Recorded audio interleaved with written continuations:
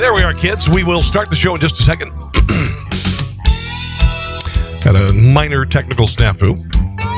Mostly dealing with the fact that I have an old computer. So anyway, welcome to the show.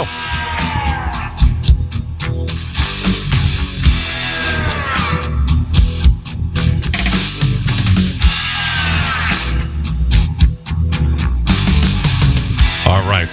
We're going to start in just a moment. Got a brand new sponsor on the show. JWolfToyota.com. That is in Kansas City. Mo, ladies and gentlemen. And I went there today, and what a hell of a dealership it is. Awesome to have them on the show. Unofficially. All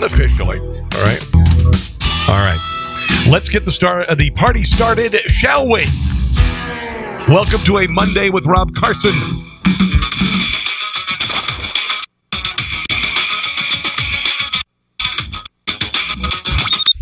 It's the Rob Carson Show. Are you ready to be podsmacked? Now, here's Rob Carson. Here is Rob Carson. Welcome to Monday, the Monday after Cinco de Mayo. Cinco de Mayo. Did you culturally appropriate? I think you probably did. I did. I had a margarita. I didn't really go out anywhere. Actually, you know what I did? My son's graduation party from high school was on Sunday, and it was glorious. It was glorious. I can't believe that my son is 18 years old and he's going to college in the fall. This is a picture that I've had forever. This was at the St. Louis Zoo. That's him when he was about 18 months, 2 years old. And that's me. I've had this forever. I love this picture. That's me at 34 years old. And I just can't believe that he's a senior in high school, They grow up so quickly. You know what the Muslim mothers say to their jihadis as they go off to commit jihad? They blow up so quickly. Yeah, that's what they tell them. So there you go. Anyway, welcome to the show. Glad to have you here, guys. I just want to mention real quick before we dive into the content. If you can become a member of LibertyOneTV.com, LibertyOneTV.com, please do so. $4 a month. $4 a month, and you continue the free speech march here. It is being interrupted on social media by Mark Zuckerberg. But if you join LibertyOneTV.com, you get the archives, you get to watch the show live, the whole deal. Glad to have you here. Welcome. And again, JWolfToyota.com if you are in the Kansas City area. One hell of a dealership. I'm going to tell you about them. You won't believe. There's a feature with the dealership that you won't believe. Coming up, one of the Obamas says she's not going to run for office. Valerie Jarrett is giving Obama credit for today's the economy. Illinois counties are declaring sanctuary cities, but it's not for illegals. University of Florida forced to apologize after minority graduates were shoved off the stage for celebrating. And should youth sports hand out participation trophies? Oddly enough, probably the most unlikely place you'd imagine, Maryland says no. No more participation trophies, kids. You got to earn them. You got to win, baby. You got to win. That's a positive. Okay. So let's get started. Let us get started. Did you hear? Did you bet on the Kentucky Derby this weekend? Well, I was at my son's graduation party, as I mentioned, and yeah, you're so damn busy with the graduation party. We didn't even get a chance to watch it, but for some odd reason, the family, we had 4 graduates at one party, which made things easy for me, although I cooked my arse off. But they had this ongoing movie all day of just the kids and their lives and all that on the TV, and we're like, could you just stop it for the Kentucky Derby? I know, yeah, my son's part of this too. But can you just stop it? No, you got to play the video. Well, whatever, okay. So we didn't watch the damn Derby. Anyway, one woman scooped up $1.2 million on an $18 bet. Did you hear that? This is unbelievable. Unnamed woman, Austin, Texas, selected 5 separate horses in 5 races at Redema Park Racetrack in Salem, Texas on Saturday. She was left gobsmacked when she watched them come home victorious one by one. So this is like a Quinella, but it's 5 different races, and you choose 5 different winners. So the odds of this are amazing, but she won $1.24 million. Unbelievable. On an $18 damn bet. That's even better than Hillary Clinton with cattle futures. Sorry, can't speak. Michelle Obama is not running for president. Did you hear the hue and cry for Michelle Obama to run for president? No, not really. There was a little Oprah kind of a there, you know. Michelle Obama says she's not gonna run. She says she's not interested in running for office, cautioning that it doesn't matter who runs for presidency until the U.S. becomes unified. Your husband was the divider-in-chief, woman. There's a reason why you've got to protest every freaking weekend. There's a reason why Black Lives Matter and Occupy and all of this crap happened. It's because of your husband. He knows. He knows the socialist communist rule book. Divide, weaken, divide by race, by sex, by religion. You don't want the country unified, Michelle Obama. Dear God in heaven. Your husband didn't want anything to do with conservatives or the Republican Party for 8 years. Honestly, this woman is just the hubris. She did an interview with actress Tracy Ellis Ross, who knows? At the United States of Women Summit in Los Angeles, when Obama appeared to respond to an audience member urging her to seek office, like she's qualified. She's never really had a job for real. I mean, she never did. She and her husband, basically got cush jobs right out of college because, they were the chosen ones. Barack Obama was the chosen one. Bill Ayers announced Barack Obama to the country from his living room.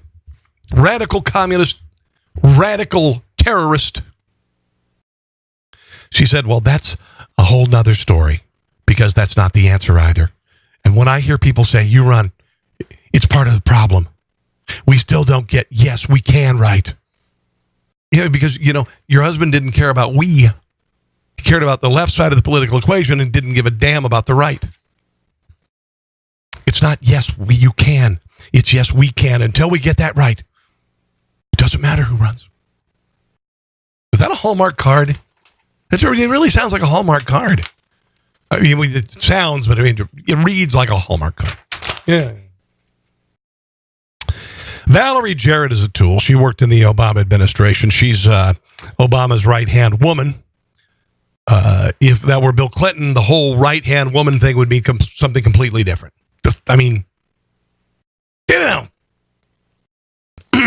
Anyway. Yes, last week we got some great news. We got a couple of things. It looks like the Korean War is over. It looks like the Iran nuclear deal is over. On Friday, we learned that there was 3.9% unemployment rate in the country, which is lower than it's been in 45 years. I don't know. It's been a hell of a long time. 3.9%. I don't remember the last time it was. I mean, it was low when George Bush was in office. It was never at 3.9% when Barack Obama was in office. And you can fact check me on that. I believe that is correct. 3.9%.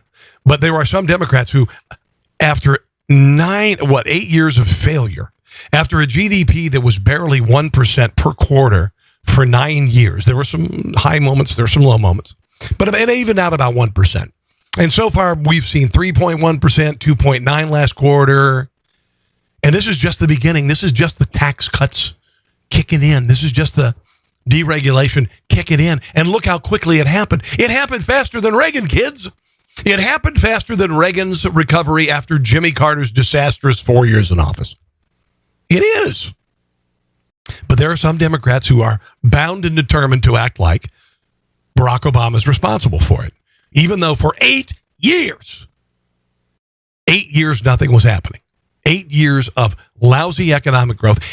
The reason why there was any economic growth was not because of Barack Obama. It was despite Barack Obama. Because the American people and American business, we are capitalists and we fight back and we find a way. When there is a roadblock put up, we find a way. And then Donald Trump comes in office. He's made the promises. He's following the promises. Cutting regulation, cutting taxes. 85% of the people in the country got a tax cut. And yet people like Valerie Jarrett are still trying to convince America that Barack Obama is responsible. This is actually, I think it's almost like a stand-up comedy routine. Now, this is some of the funniest stuff I've heard. So let's go ahead and listen to her. And if you're watching, see her. This weekend in LA. I'm going to ask you about that in 1 second, but the breaking news that we just had moments ago. This is from Friday. Job numbers, the lowest in anybody's memory. Allison Camerata. 3.9% unemployment rate. It's been 15 months of Donald Trump's presidency. Do you give him credit for that? Look, I think we have to look at it over a longer horizon than that. If you think about what the economy was like when President Obama took office, and we were losing 750,000 jobs for about 3 months a month, and under his watch, the unemployment rate dropped in half, and it's encouraging to see. And the food stamp rate went up like a third. I mean, it did. The use of food stamps, the rate of poverty in the country went up dramatically during Barack Obama's presidency. That we're continuing to make progress. We want to see wages go up, and I think that's an important. They never did for 8 years. Wages never went up for 8 years, Valerie Jarrett. I'm focused, and I was glad to see you talk about that too. So for the workers out there who are the workers, such a socialistic term. Back to work today, I think it's very encouraging. Okay, yeah, and it had nothing to do with Barack Obama's presidency. You remember the whole thing? Pardon me, it's a little warm in my office. We turned the AC on for the very first time today. We begrudgingly turned on the AC. The reason being it was 85 degrees outside and nearly as warm inside. But remember the Obamacare mandate, where businesses couldn't have more than 50 employees. If they did, they had to provide health insurance for them. And the 29ers, full-time was 30 hours. So businesses, to save money, kept people at 29 hours and didn't hire more than 50 people. So 29ers or 49ers, remember that? Yeah, that happened during the Obama presidency. Okay? Small businesses were not growing. Wages were not growing. Now they are. Girl, you got to get over yourself and realize your policies fail. If the Reagan turnaround after Jimmy Carter didn't convince you, then certainly the last year of the Trump presidency, and it's going to become more resounding. It's going to become louder. It's going to become bigger. Let me see if I can watch your comments here. I haven't checked your comment. Hello, Linda and Elizabeth. Glad to have you guys here. It's really nice to have you joining me tonight. Please share if you can. I know there's been kind of a crackdown on Facebook. But I'd appreciate your comments, your likes, your shares. That would be great. A couple of stories that I want to share about the right using the tactics of the left. One of them I agree with. One I'm on the fence about. California declares sanctuary cities. States all over the country, governors all over the country have declared sanctuary cities for illegals. Okay, they're illegals. California, I think, is a sanctuary state now. All right. Several counties in Illinois have declared sanctuary status for gun owners because Illinois is going after guns. Even they don't understand Chicago. Chicago, like last weekend, had 71 people shot, even though they have the toughest handgun laws in the country. All right. So several counties, because the idiots in Illinois continue to want to make Illinois gun free and go after lawful gun owners, take their guns away, even confiscate the guns. So several rural counties have taken a stand for rights by co-opting a word that conservatives associate with the liberal policy, sanctuary. 5 counties recently passed resolutions declaring themselves sanctuary counties for gun owners. I think this is pretty cool. I like this. And by the way, sanctuary city is Chicago for illegals. They don't cooperate with aspects of the federal immigration enforcement. I just think this is great. Resolutions meant to put the Democrat-controlled legislature on notice that it passes a host of gun bills, including new age restrictions for certain weapons, size limit for magazines. They're going to go ahead and have a sanctuary. This is obviously figuratively. I mean, you'd have to really love your guns to move to these counties in rural Illinois. To move anywhere in Illinois, I mean, they'd have to be, wow, it'd have to be really awesome. But anyway, that is the right using the left tactic to forward something. Now, I agree with this partially. America's abortion clinics experiencing a major upsurge in blockades by anti-abortion activists last year.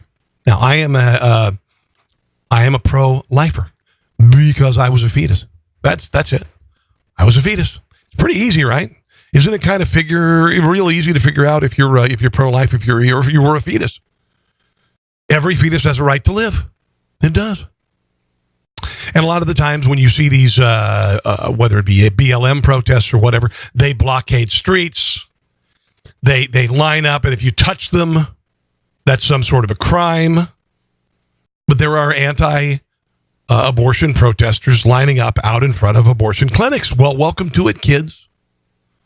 Welcome to it. Touch me. Go ahead. Try to get past me. Go ahead. Try. You've seen these at protests, right? You've seen leftists do this.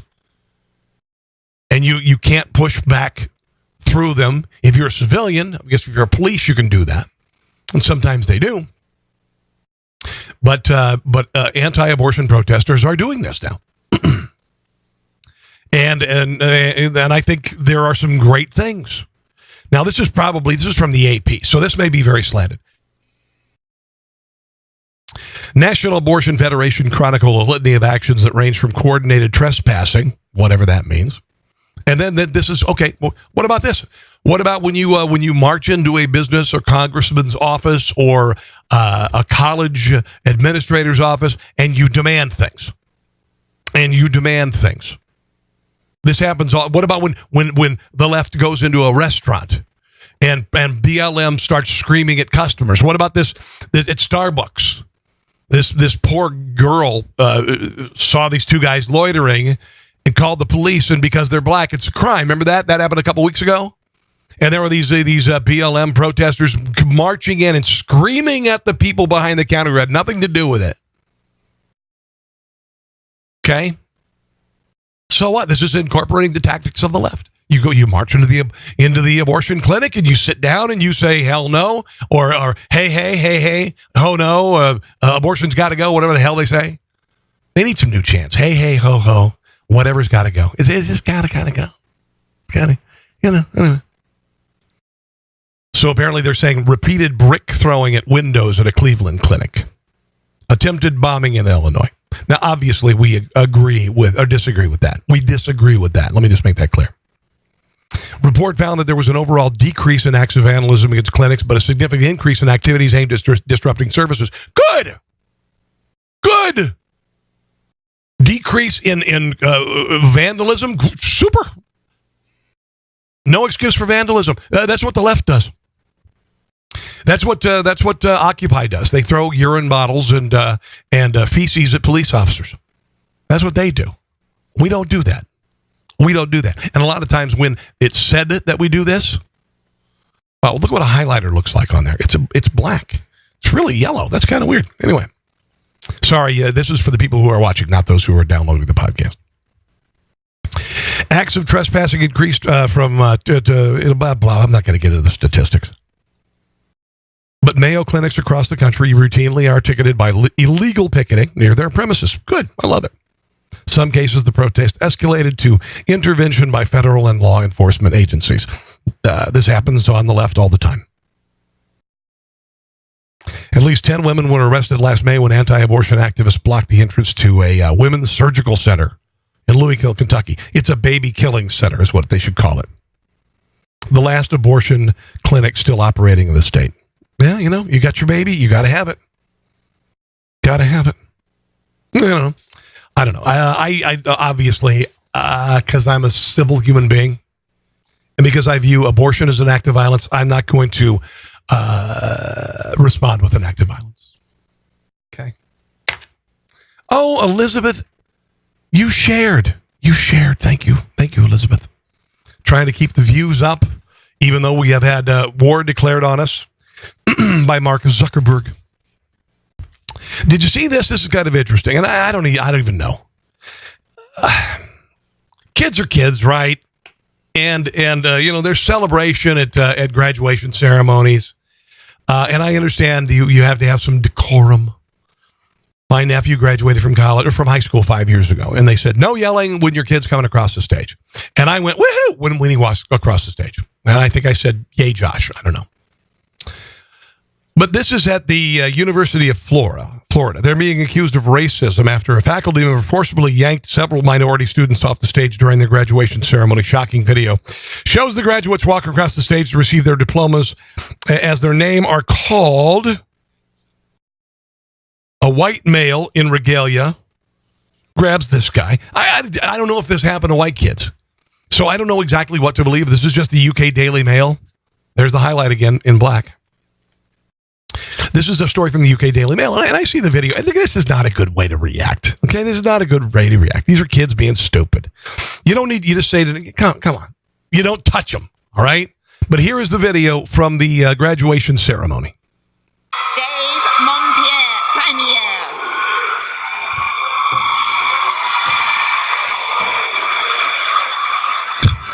Oliver Stellisman. Isha Atok. There she goes. This doofus.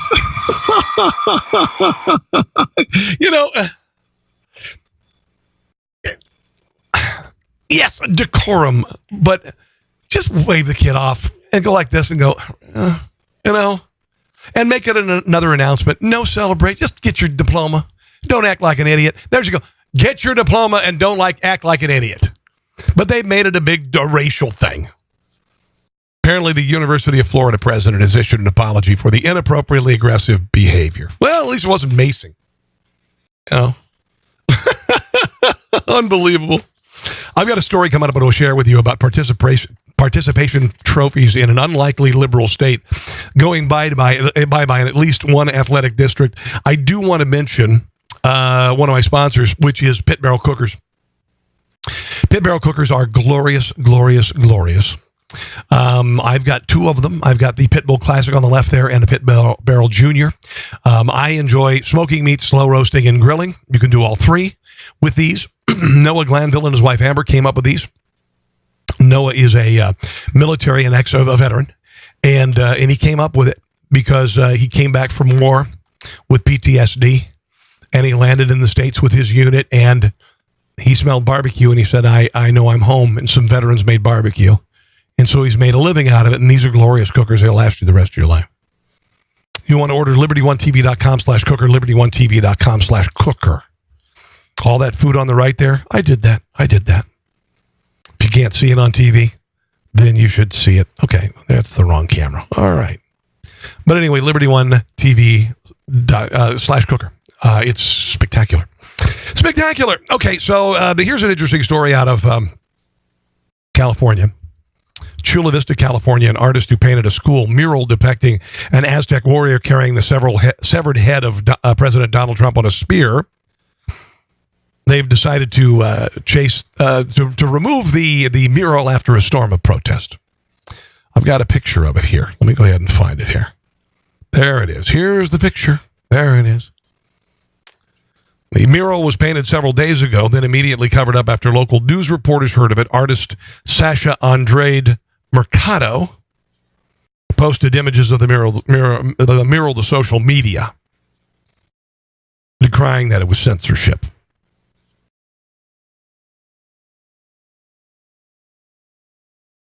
We decided to change the mural because there were threats made to the school from white supremacists and threats to the kids. That's bullcrap. Okay?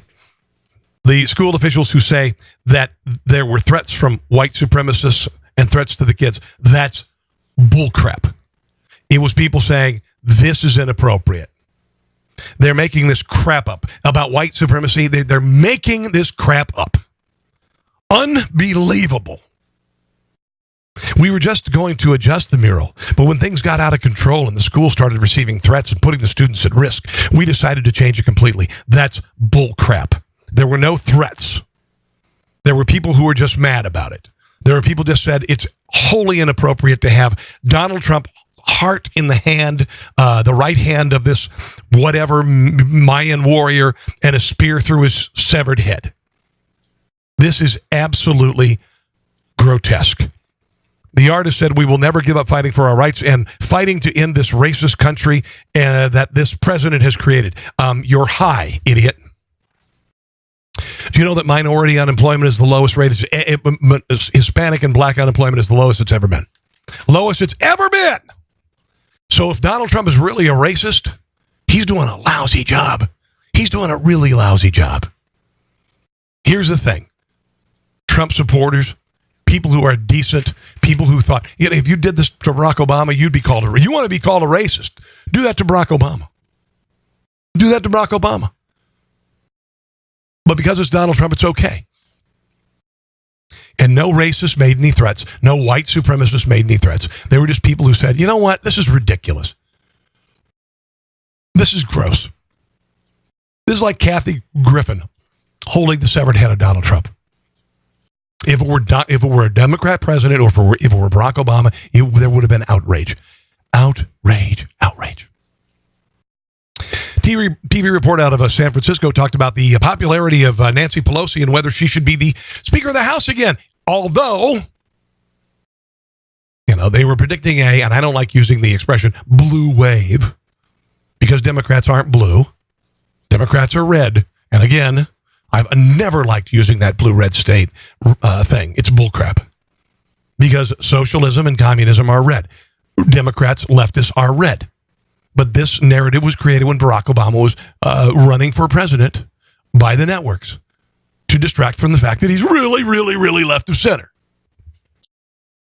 Anyway, a TV report out of San Francisco talked about, the possibility of Nancy Pelosi becoming the Speaker of the House again.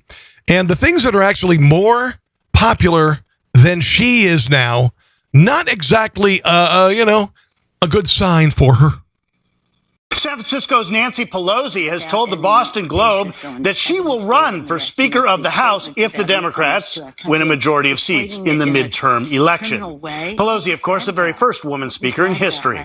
This may not be good news for Democrats. Republicans use Pelosi as a cudgel in their ads to convince people not to vote for Democrats. Because they're not wrong.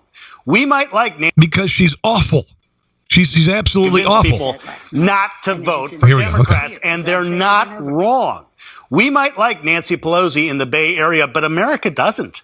Things that are more popular than Nancy Pelosi, according to an NBC Wall Street Journal poll, include the NRA. Whoa! The NRA is more popular than Nancy Pelosi? I thought they were evil.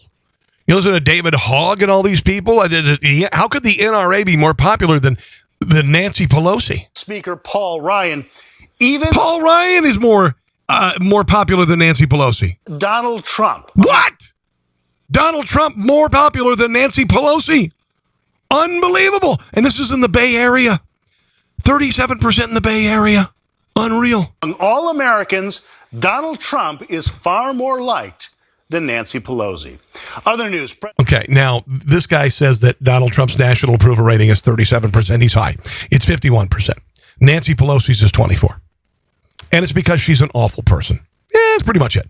And people are tired of hearing from her. This last election, presidential election, people are sick and tired of people going to Washington, D.C., spending their entire lives telling us how to live ours.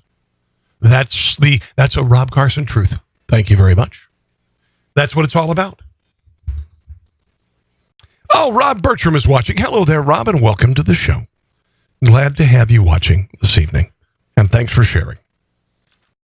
Coming up, one state in one athletic district saying no to participation trophies. It's a very left-of-center state. I used to live there. I'll share the details. Some schools in the UK are removing analog clocks because students are having a hard time reading them. According to the London Telegraph, students are being raised on digital clocks, can't figure out what time it is on an analog clock. You just learn how to do it. Causes them stress about time running out during tests. Now, this is in rooms where tests are being given, so they're getting rid of the analog clocks because the little snowflakes are getting stressed out because they don't know how much time they have left.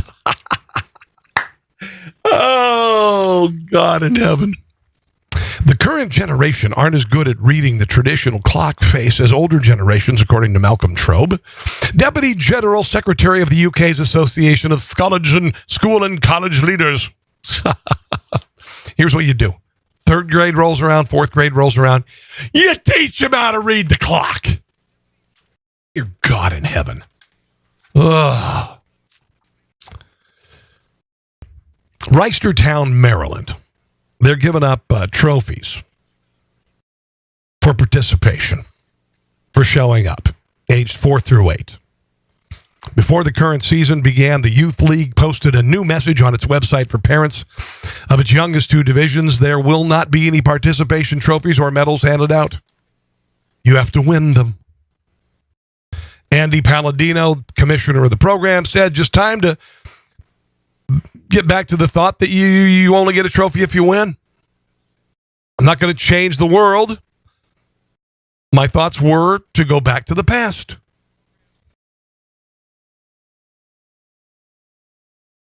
Many youth sport league still provoke a sharp cultural debate about how best to build children's self-esteem. And it's a part of the self-esteem movement. Around Maryland, across the country, soccer, baseball, other programs are grappling with whether to provide the generic awards given to all players. Now, when I was a kid, when I was in elementary school, and I played baseball, Sam Heimgardner, who was a state trooper and also a coach of my Cubby team, and made us do knuckle push-ups in the dirt, he would give us a baseball. He would give us each a baseball, and he'd put the year that it was. But you didn't get a trophy. You got a ball. Now, we had a couple of different things. We had the Best Player Award. We had the whatever Bravery Award. I don't know what the hell it was. And I remember because my brother played the season with a broken thumb as the catcher, but a kid with diabetes beat him for the Bravery Award. Some parents say that they're uplifting, foster a sense of belonging.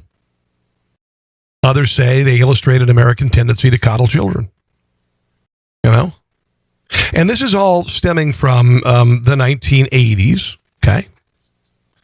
And the movement, the 80s self-esteem building that became, this is according to researcher Ashley Merriman, author of Top Dog, The Science of Winning and Losing, says that self-esteem became an educational priority kicked off in the state of California. Well, no kidding. At the same time, the mass production of trophies kicked in. She says now we can crank out thousands of medals, plastic and tin, instantly. First and foremost, we need to learn that mistakes and failures are okay. We don't have to actually pretend that every time we go out, we win.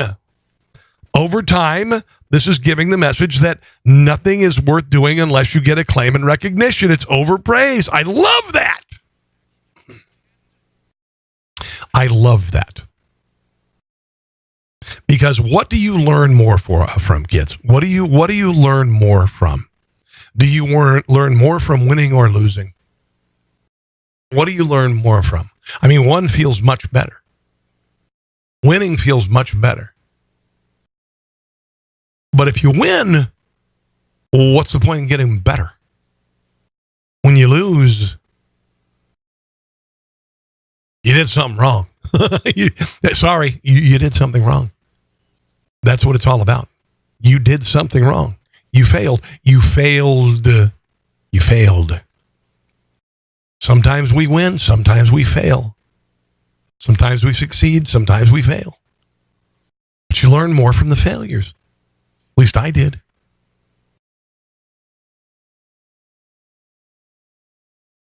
Richard Bush, whose 8-year-old son JT is in the program, says if you're a champ, you get a trophy. You have to learn to take the good with the bad. I love this.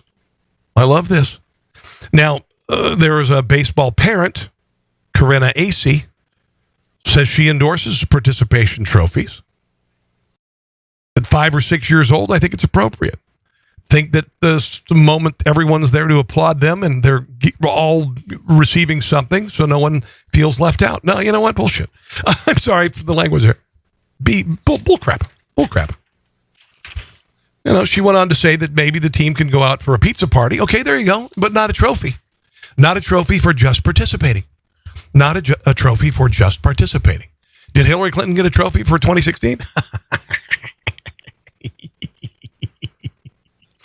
No, but I tell you what, her foundation took a hell of a hit. Yeah. I think it's neat if you want to love up your kid. And my kids are not really into athletics. They do other things. And when my son was playing t-ball, I'd say good job when he did a good job, and I'd say, you can do better. You gotta focus a little bit. Blah blah blah. I wasn't mean to him. I'm not a crazy sports dad, or they'd still be in sports, but I wasn't. Chris Stanovich, sports counselor and author, says it's basically giving a kid a high five for playing through a season when you give them a trophy for participation. Pittsburgh Steelers linebacker James Harrison wrote an Instagram post a few years ago. I came home to find that my boys received 2 trophies for nothing. Posted a photo of the trophies marked Student Athlete Award. Says, I'm not sorry for believing that everything in life should be earned, and I'm not about to raise 2 boys to be men by making them believe they are entitled to something because they tried their best. Louisville women's basketball coach Jeff Walls said, right now, the generation of kids that are coming through, everybody gets a damn trophy. Okay, you finish last, you come home with a trophy. You kidding me? What is this teaching kids? And we live in a cruel world, kids. We live in a world where there are people who want to take our property and kill us all, including our children. Does no good. Scott is watching in Vermont. Hello, Scott. How you doing, brother? Good to have you joining me tonight. I hope you're enjoying the show.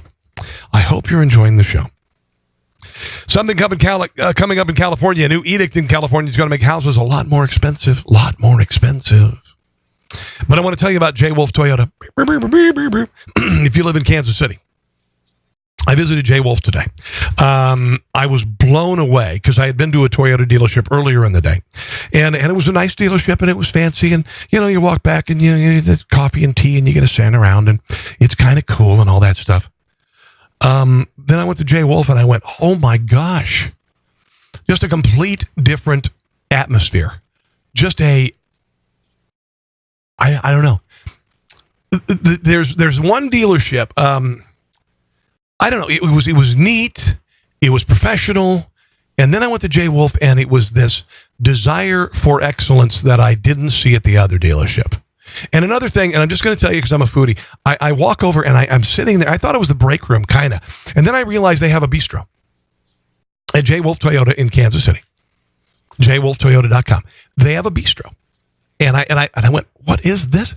And I go back, and there are 2 people sitting there eating paninis. And I'm thinking maybe the employees having a lunch break. But it's a nice counter. I mean, why are you doing this for employees? No, it's a bistro for customers. And they have 20 or 30 items on a menu. And they have a breakfast menu and a lunch menu. And if you're waiting for your car to get fixed, or you're waiting to get to purchase a car, you can order off of, and it was a damn good looking menu. I mean, it was a really good looking menu. This is spending money to make money. This is making the customer feel at home. This is making the customer feel valuable. That's what it is. I've never, in a car dealership, I've never seen anything like it in my life. I've never seen more beautiful cars in the showroom that I saw today. The new Toyota Sienna, the new Toyota CHR. Oh my gosh. JWolfToyota.com. If you're in the Kansas City area, I'm going to tell you guys, holy heck.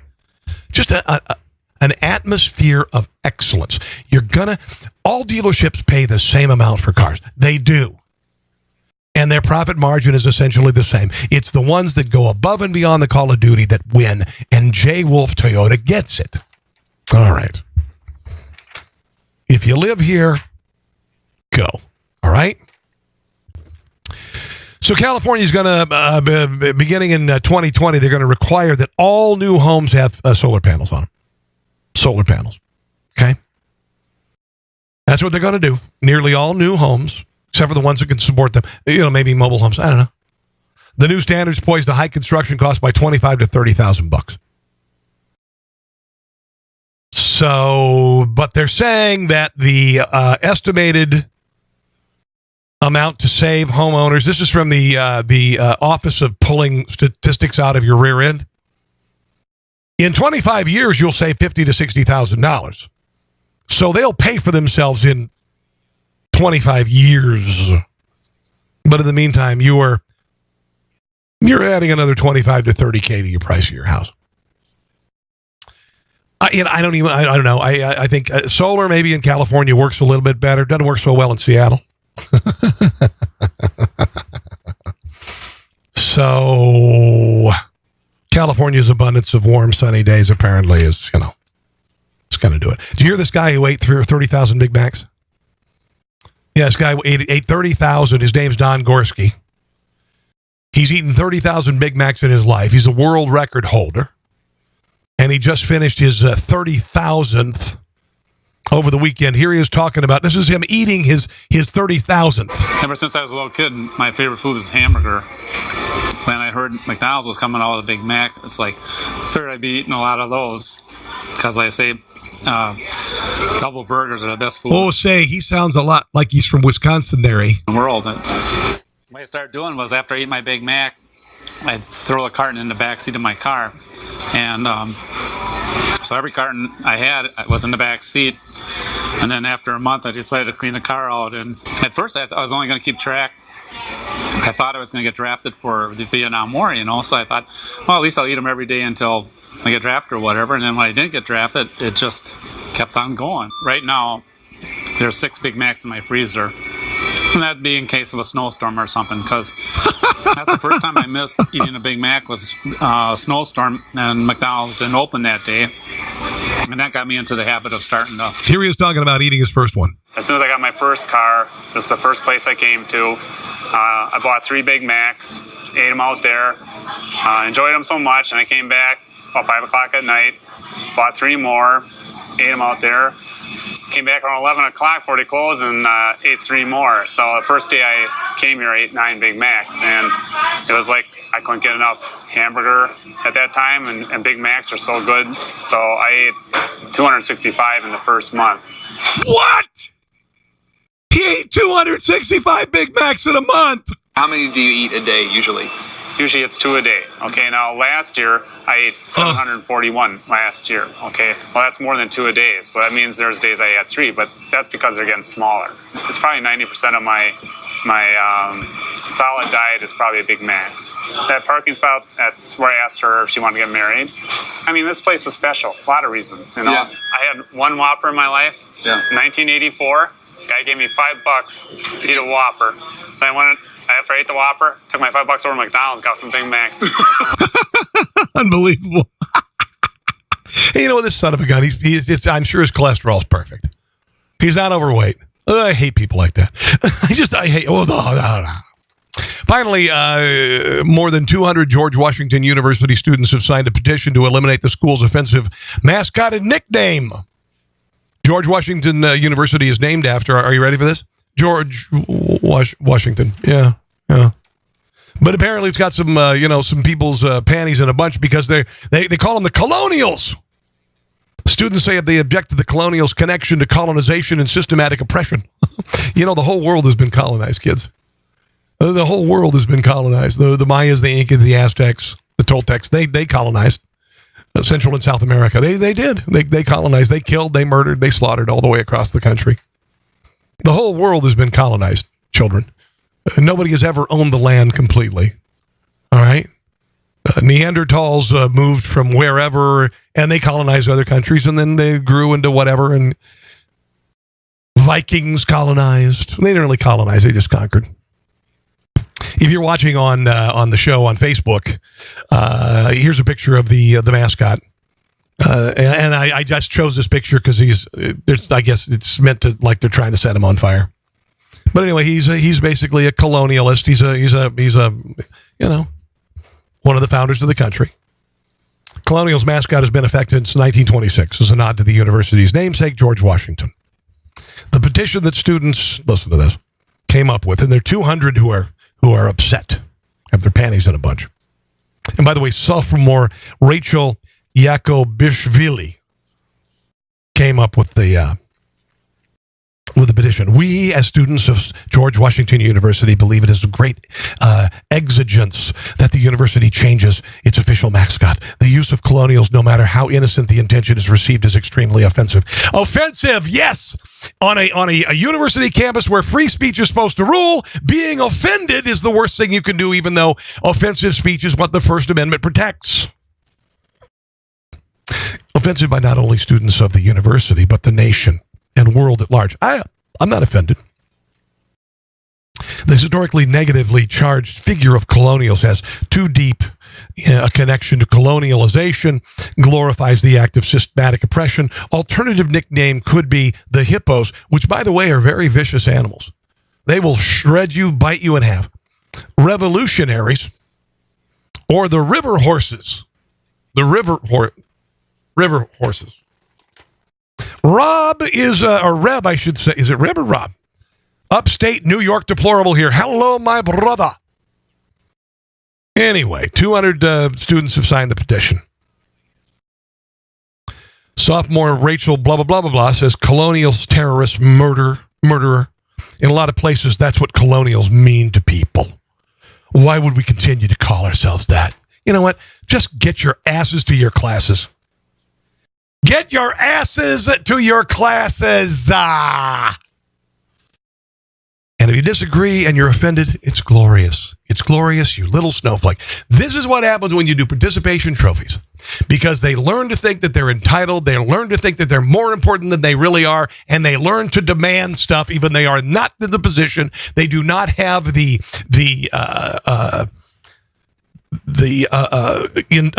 intelligence,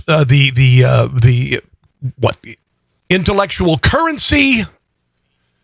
They do not have the time on the planet to demand anything. This is the equivalent of a kid demanding to go through a toddler in the grocery cart demanding to go through the candy aisle at the checkout. That's a perfect analogy. I want this, so I'm going to throw a tantrum. No, you don't, because see, you're not an adult yet. You haven't been on the planet enough. You haven't done enough to demand anything. That's what this is all about. Did I do it again? I think I just did it again. I think I just owned it. Brian Hall, colleges have turned into snowflake factories. Yes. How can anyone be offended by a colonial? Thank you. You are exactly right. It is an entitled generation that is offended, and they think that they're very important. And if they're offended, it is a major crime against humanity. That's what that's all about. That is what it's all about, kids. That's what it's all about. All right, it's time for me to go. If you get a chance to, my podcast is on iTunes, Rob Carson Show. iTunes at Rob Carson Show. If you haven't seen, I've got a line of very killer, politically incorrect gear on tpublic.com. Just look up Conservatees with 2 E's. Conservatees.